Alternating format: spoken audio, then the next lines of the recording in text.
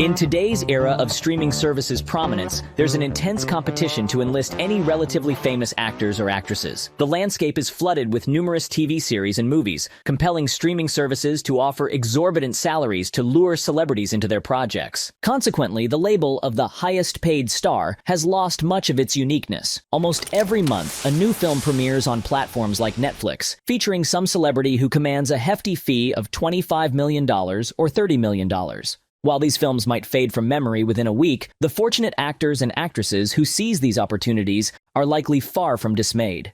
Quite the opposite. In the earlier days, things were a bit different, with the highest fees going to stars who could draw crowds to cinemas. Each release featuring these stars was a major event. Will Smith was one of such actors. He was hailed as the king of the box office, even earning the unofficial title of Mr. Blockbuster. Virtually every film he starred in quickly ascended to the top, and his ears were worth millions of dollars. Even films like Ali, considered by some as mediocre, were seen as experiments by a talented actor and not as a failure. But these times of universal love and appreciation are over, and not least due to his own fault. First, Smith sought to propel his son to stardom, so much so that he seemingly forgot about his own career. Later, he almost completely derailed himself by slapping Chris Rock at the Academy Awards. Oh, wow! Wow!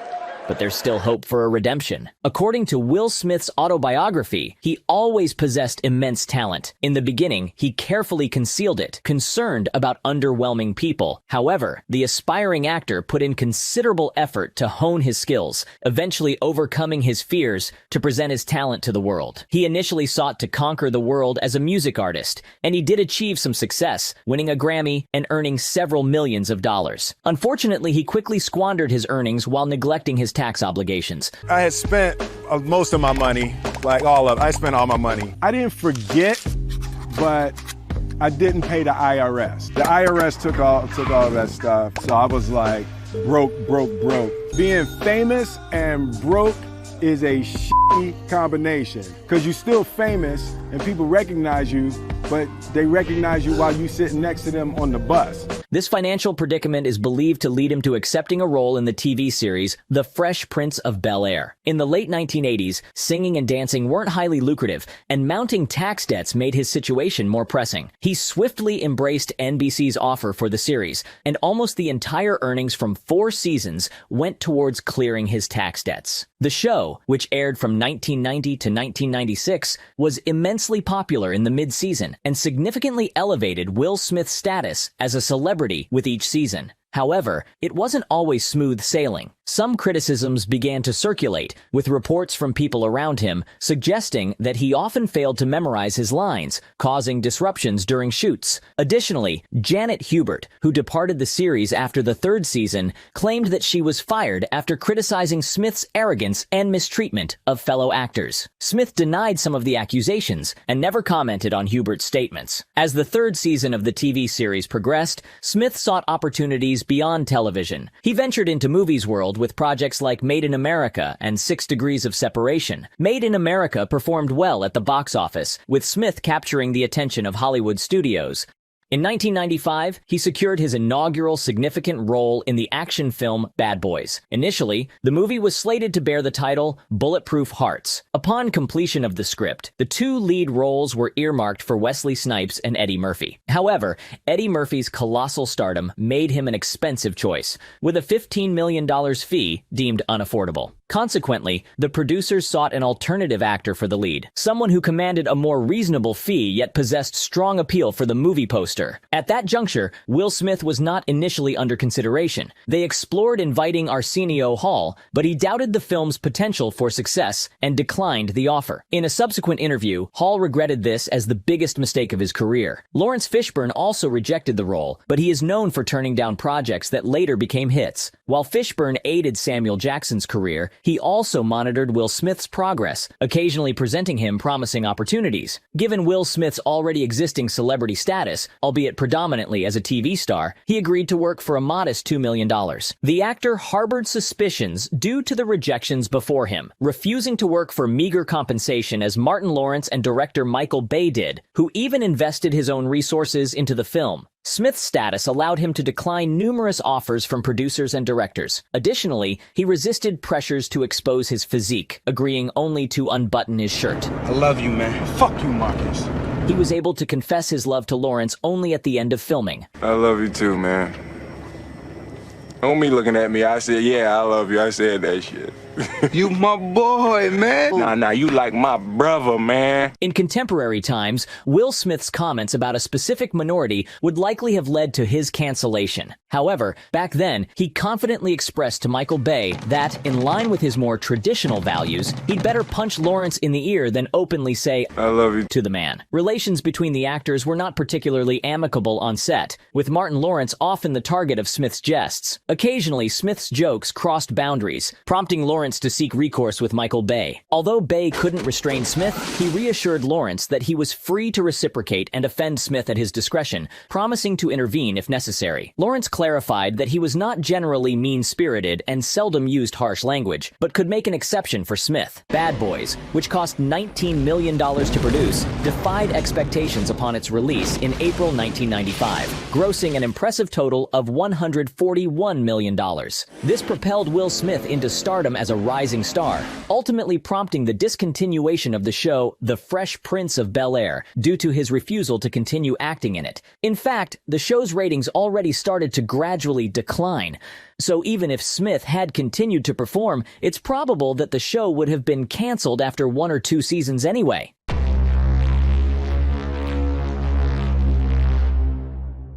For his next film project, Smith secured a much more solid $5 million payout. He got his role in the Independence Day without an audition. Director Roland Emmerich revealed that he envisioned Will Smith being part of the film even during the scriptwriting process. Notably, this desire was not influenced by Smith's involvement in Bad Boys, but rather by his performance in the film 6 Degrees of Separation. However, the success of Bad Boys significantly contributed to Smith securing the lead role. Emmerich noted that there was skepticism about this decision within the studio. Despite having a contractual clause regarding casting influence, the director still had to push the idea of getting Smith for the role, since many studio officials initially opposed it. Roland Emmerich even detected a sense of racism in the atmosphere. And what the hell is that smell? But the triumph of Bad Boys dispelled any doubts, causing the critics to back off. Smith is acknowledged for his numerous instances of improvisation in the film. It was though he came up with the idea of adding the cries and yells during the scene with the alien he was dragging across the desert. There was actually an unpleasant smell, prompting Smith to vent his frustration towards nature, and he then suggested channeling this frustration towards aliens, an idea that intrigued Emmerich. And what the hell is that smell? I could have been at a barbecue! In his book, Smith described the filming of this movie in rather unflattering terms. Many of the locations for filming were subjected to intense heat, and the actor endured constant sun-induced discomfort. During one particular scene, things went awry, resulting in Smith catching an unintended fire. Looking back, it all appears amusing, but at the moment when the actor noticed the flames running over his body, his only thoughts were that the world might lose such a talented actor. Another noteworthy aspect of this film involves the role of Smith's girlfriend, which was originally set to be played by Jada Pinkett Smith, who, during those years, actually hadn't adopted the Smith surname yet. She had already secured the role, but had to relinquish it due to a scheduling conflict, namely the shifted shooting schedule of The Nutty Professor. What's even more intriguing is that she missed out on one of the lead female roles in the Fresh Prince of Bel-Air series. However, Will emphasizes that he always noticed the remarkable actress and found certain features of her body quite fascinating. Independence Day was released in July of '96 and emerged as the highest-grossing film of that year, raking in $817 million against a $75 million budget. Will Smith swiftly transitioned from being a budding star to one of Hollywood's main celebrities. He was already cast in Men in Black even before Independence Day hit the screens, securing another $5 million payout for this role. Here, unlike Emmerich's film, the planets seemed to align in Smith's favor. Chris O'Donnell turned down the leading role, later expressing regret and frustration regarding both his decision and the Batman and Robin movie. But Smith also had to decline a great offer. Will had harbored an interest in taking the lead role in the movie Spawn for a long time. He liked the script, but ultimately opted for Men in Black. According to some tale, Jada Pinkett Smith, not yet the actor's wife, but already his close friend, suggested him to consider the role more closely. Smith took the advice and achieved yet another substantial box office success. The film, made on a budget of $90 million, grossed $589 million at the box office. There came a phase when every morning for Smith started with rejecting various projects. At times, these offers were quite peculiar. For instance, he was offered a role in Lethal Weapon 4, a part that eventually went to nasty Chris Rock. Smith turned it down right away. He could have also been a part of Brian De Palma's movie, Snake Eyes, but that might have resulted in an excessive number of talented actors, with an expectation for him to oppose Nicolas Cage instead of taking his place. As per Smith, he didn't want to portray a supervillain. Another account suggests he demanded so much money that the studio couldn't accommodate the request. Consequently, Smith opted for Enemy of the State, directed by Tony Scott, for which he received $14 million. The movie might have evolved in a totally different way than what we saw after its release. Gene Hackman repeatedly declined his role. Moreover, if Stanley Kubrick hadn't been engrossed in filming Eyes Wide Shut for a year and a half, even Tom Cruise might have taken a part in the shooting. Smith asserts that he agreed due to the presence of Tony Scott and Jim Hackman. When Hackman got wind of this, he decided to join the project. During this period, there was a belief that everything Smith touched turned to gold, particularly when it comes to the box office. Enemy of the State was not a failure, grossing $251 million with a budget of $90 million. Considering its mature rating, this kind of box office performance was quite acceptable. However, it didn't meet the high expectations for Will Smith involvement. Bro, you are one sick man. This period was also when Will famously declined the role in The Matrix, which was intended to have a mature age rating as well. Smith often faces questions about this rejection, and he usually admits it was an odd and unreasonable decision. However, he firmly states that Keanu Reeves was the ideal choice for that role. It seems like, instead of pointing fingers and ridiculing Will, we should express gratitude to him. In place of The Matrix, Smith chose to star in Wild Wild West, even agreeing to reduce his payout demands to $7 million. Plus, it was a teenage-rated film directed by Barry Sonnenfeld, the director of Men in Black. This movie had a long journey before it got to the big screen. In the early 1990s, director Richard Donner spearheaded the film's development, with Mel Gibson slated for the main role. However, both departed from the project in 1993 to make Maverick. Subsequently, Tom Cruise expressed interest in the lead role, but in 1995, he too withdrew to work on Mission Impossible. In 1997, Barry Sonnenfeld became intrigued by the project. Having done some script revisions and alterations, he extended an invitation to Will Smith to join the film, to which Smith readily agreed, given his recollection of the success of Men in Black. Numerous tales and legends are associated with the film. Some revolve around the original script, which went through multiple transformations during production. The changes occurred from the initial script to filming, further revisions during post-production, and finally alterations on the editing table, resulting in a markedly different narrative. The reasons for these alterations are often linked to Smith, the director, or the studio and producers, who infused their own elements into the film. Interestingly enough, the inclusion of a giant spider in the film stemmed from the desire to have it in Superman, a project that was concurrently shelved. One of the producers held such a strong inclination for the spider that it led to its appearance in Wild Wild West. Originally, the film had a smaller budget, prompting Smith to reduce his fee. However, the initial test screenings received a negative response from viewers who struggled to categorize the film as either a comedy or a fantasy. Consequently, the studio initiated extensive reshoots, primarily aiming to infuse comedic sequences into Wild Wild West, ensuring clarity regarding the film's genre. Rumor has it that Warner Brothers wrote off the film as early as during the post-production phase. It even was referred to as the Black Sheep at various meetings.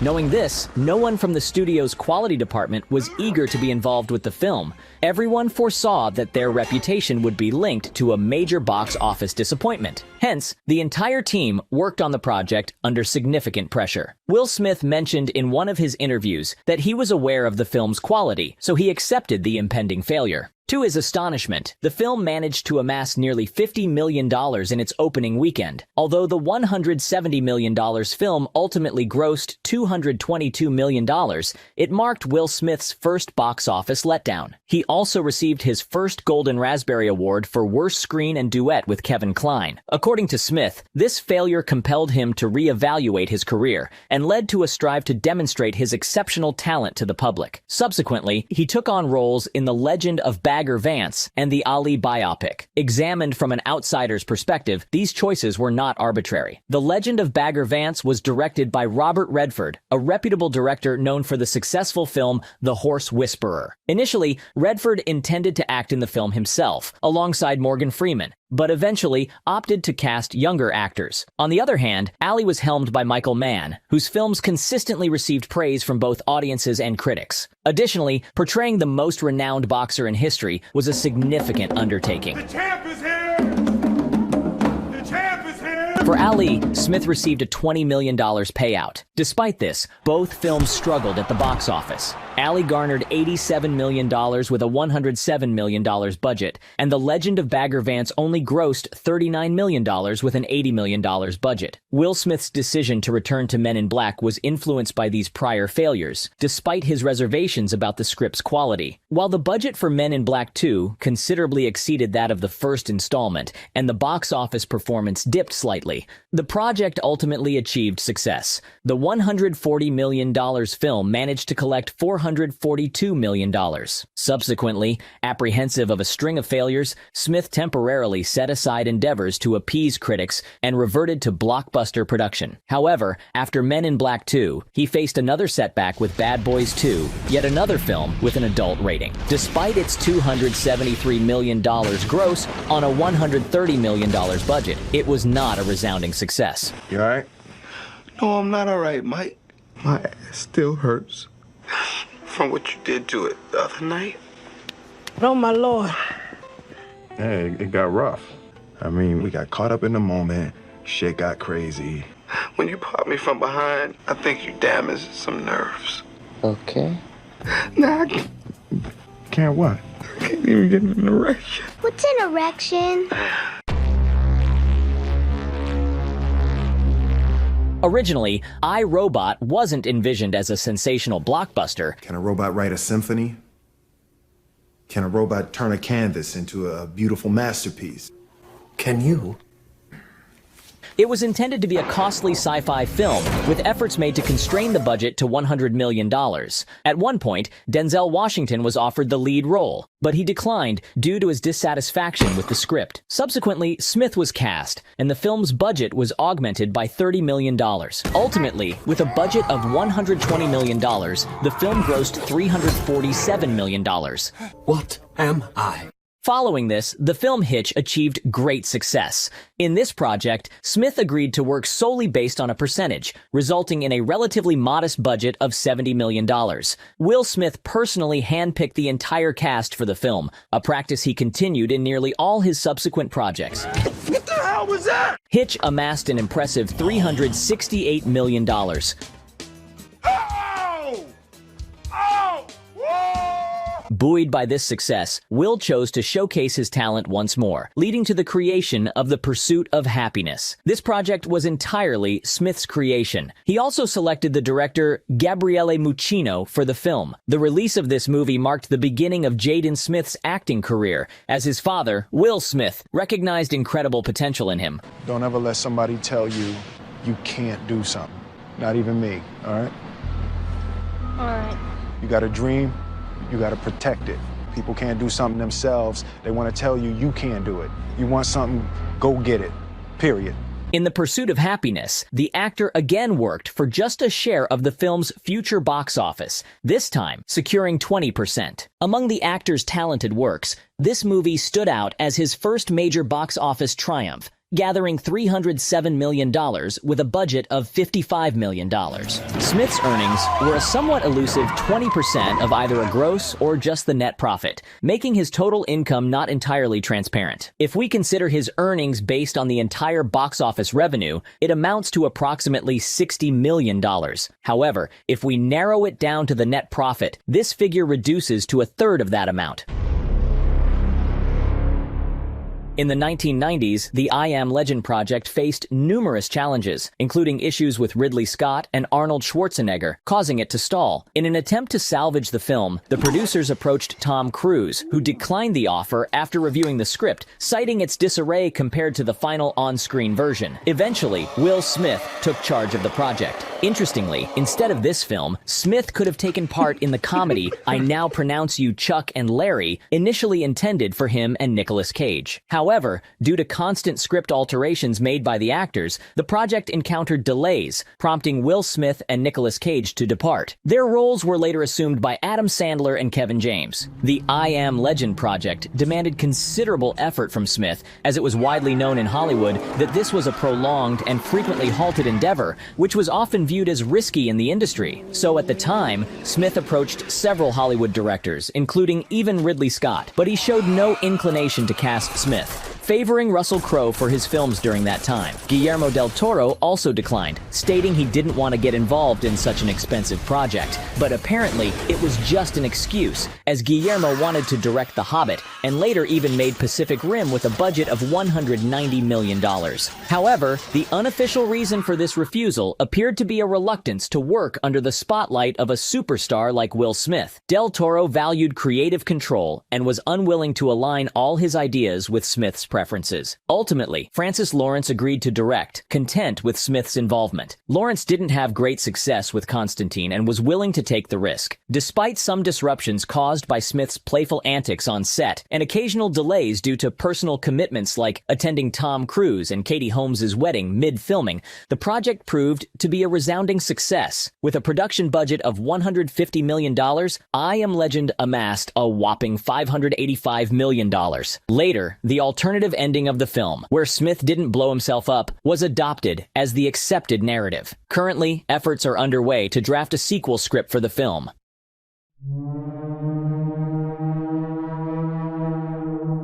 During the initial stages of Hancock development at Sony Studios in the early 2000s, the producers envisioned George Clooney for the lead role. However, upon learning that Hancock had ties to a comic book concept, Clooney promptly declined without delving into the script due to his unfavorable experience as Batman. Following Clooney, the role was offered to Ben Affleck, but he declined as well, citing his negative experience with Daredevil and vowing to steer clear of superhero roles, a promise he later famously broke. Matt Damon was also very close to taking the main role in Hancock, but his commitment to the Bourne franchise prevented his involvement. Consequently, Will Smith stepped in to rescue the film. Smith expressed a keen desire for Aishwarya Rai to play the female lead. However, Rai's prior commitments to other projects rendered the studio's efforts to involve her unsuccessful. After that, Smith brought Charlize Theron, with whom he had previously collaborated on The Legend of Bagger Vance, on board for the project.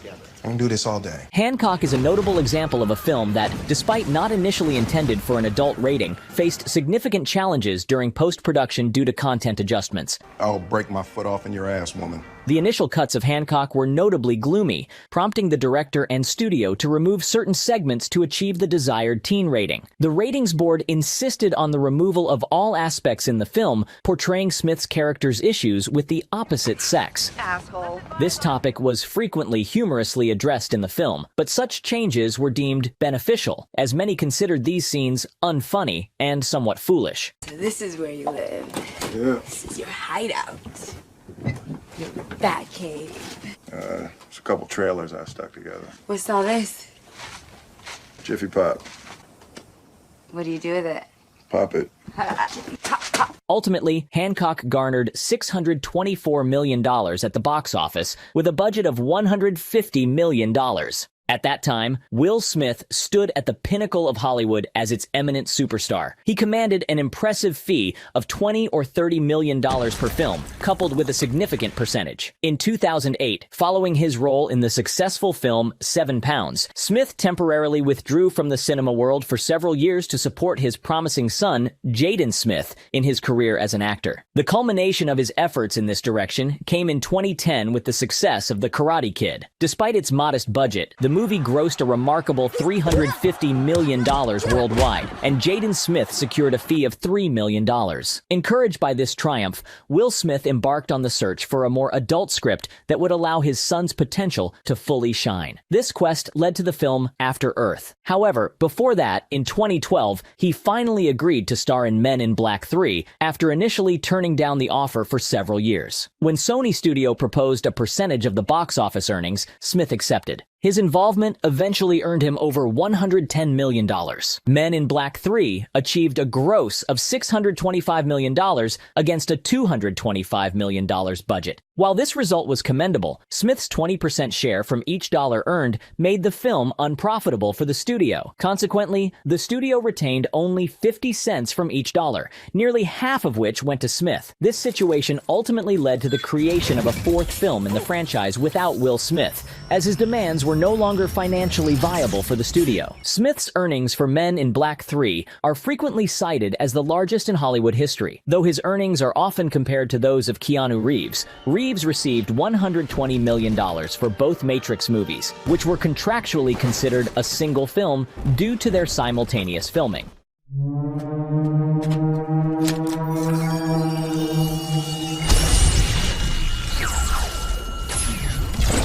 In 2013, Will Smith encountered his first major setback in a long time with the film After Earth. Rumors abounded about the film, including suggestions that M. Night Shyamalan was just sitting and observing how Smith makes the movie, akin to George Cosmatos with Sylvester Stallone. However, these claims were officially denied. While Jaden Smith received considerable praise for The Karate Kid, After Earth presented a different situation. Jaden and Will received 3 Golden Raspberries for this film, which had a budget of $130 million and earned $243 million at the box office. Smith had dedicated 5 years to fostering his son's career. During this period, he only starred in one film, Men in Black 3, where he crossed a particular threshold, similar to Tom Cruise's actions in the Mission Impossible 3. Cruise even could have been canceled at that time, much like the situation Smith faced later. When it became evident that his son's career wasn't progressing as expected and he decided to return, Smith found himself without significant role offers. He even took on a minor role in Winter's Tale to supplement his income.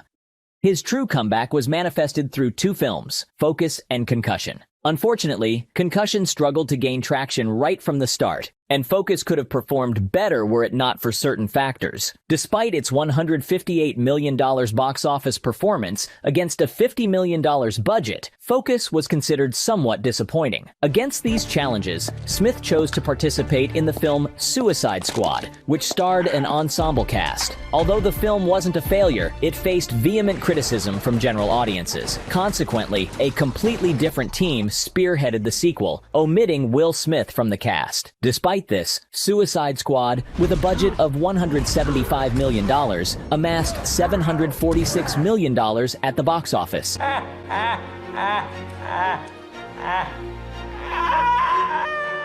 Additionally, the melodrama Collateral Beauty also encountered unfavorable reception. For this role, Smith received another Golden Raspberry nomination. This period saw Smith being one of those big Hollywood stars to line up with the emerging streaming service trend. He was offered $20 million for a Netflix movie called Bright, which he accepted. Bright turned out to be a tremendous success, swiftly paving the way for 3 sequels and 4 spin-offs, although their release is still anticipated. The film's overwhelming success seemed to complicate the financial negotiations, causing delays. However, Smith has not fully transitioned into the streaming realm, a path many actors are currently embracing. In 2019, he made a return to the silver screen with the films Gemini Man and Aladdin. Gemini Man had grand expectations, aiming for a groundbreaking cinematic experience with revolutionary visual effects anchored by Will Smith's digital portrayal. However, the intended revolution turned out to be somewhat cheesy, causing the film to flop at the box office, grossing a mere $173 million against a $138 million budget. On the other hand, Aladdin proved to be Smith's saving grace. The film's production faced a nearly year-long delay as finding suitable actors proved challenging. Officially, Guy Ritchie, the director, is credited with selecting Smith for the role. According to Ritchie, he sought an actor vastly different from Robin Williams, the original Genie voice, to create the totally different character, minimizing comparisons. Smith, initially apprehensive about emulating the drawn character and Robin Williams' portrayal, drew inspiration from his early roles in the Fresh Prince of Bel-Air TV series and the film Bad Boys while playing the Genie. Aladdin marked Smith's first Disney film, ultimately becoming the highest-grossing film of his career. The film, made on a $183 million budget, garnered an impressive $1,051 million at the box office. Smith received yet another nomination for the Golden Raspberry, although this time for restoring his reputation. This success was seen as a significant step in reversing his prior string of failures. An intriguing episode unfolded in 2020 amidst the COVID-19 pandemic. Despite the swift closure of cinemas, Smith's movie, Bad Boys for Life, managed to hit the screens and achieved a remarkable gross of $426 million with a budget of $90 million. Notably, it became the highest-grossing film of that year, given the subsequent postponements of numerous film releases. In 2021, Smith showcased his talent once again by taking on the lead role in the film King Richard, a narrative centered around the Williams sisters and, more specifically, their father, which is why the movie was showered with Oscar nominations even before its release. Despite a lackluster reception at the box office, Smith secured his first Oscar for this portrayal and at the same time nearly ended his career. During the awards ceremony, Will Smith took offense at Chris Rock's jokes targeting his wife, Jada Pinkett Smith. Rock made a witty remark about her hairstyle and her aspiration to play G.I. Jane. G.I. Jane 2, can't wait to see it. All right? Provoking a strong reaction from Smith, who unexpectedly rushed onto the stage and slapped Rock in the face. Oh, wow. Wow. Will Smith just smacked the shit out of me. It was a G.I. Jane joke. Keep my wife's name out your f***ing mouth! I'm going to, okay? Initially appearing like a staged act, the incident soon unfolded as something more significant, hinting at the seriousness of the matter. The repercussions were swift, resulting in cancellations of several projects the actor had been committed to. Additionally, the film Emancipation, where Smith expected great acclaim, was postponed for several months. Online, there was a wave of demands from some individuals to cancel the actor and erase his presence. Despite issuing an apology, Smith chose to lay low and keep his head down, while American critics seemingly felt obligated to heavily criticize him. As Emancipation was eventually released on Apple's streaming service, any expectations of it receiving a bunch of Oscars were dashed. The movie received a barrage of negative reviews. Yet, a year and a half after the incident with the slap, signs emerged of Smith gradually regaining footing in the industry. His first project, the upcoming fourth Bad Boys installment, currently in full-fledged production, suggests a potential return to the limelight. If this film performs well upon release, Smith may regain favor,